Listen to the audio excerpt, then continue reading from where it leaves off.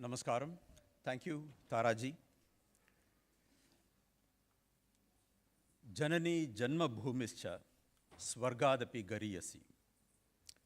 At the conclusion of the Yuddha Kanda in the Valmiki Ramayana, Vibhishana invites Rama Lakshmana to Lanka. At that point, Rama says, Janani Janma Bhumischa Swargadapi Gariyasi. Janani and my Janma Bhumi, mother and my motherland, are very dear to me. There can be all the heavens in the world, but nothing surpasses my mother and my motherland. And I think we can all agree that the arts are as inviolate and as indivisible a component of what we consider to be our motherland.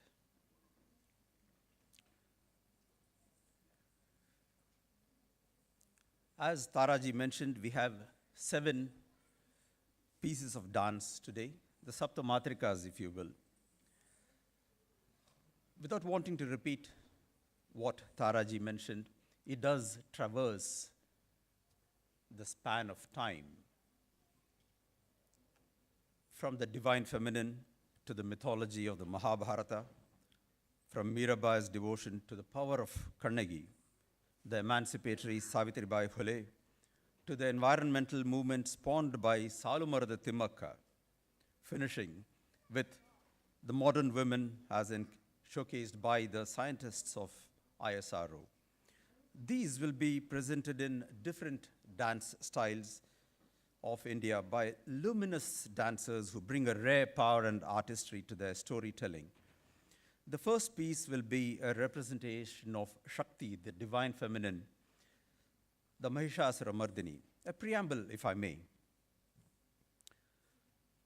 Most of us are familiar with that supreme icon of Hindu mythology, the Nataraja in his Ananda Tandavam. You would have noticed that his right foot is planted on the ground while his left foot is aloft. Most of us would also have noticed that beneath that right foot is a demoniac figure.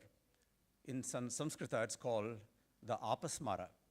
Now, the Apasmara, while it is a figurative demon, it also is a metaphorical representation of the darkness, the tamasic forces within.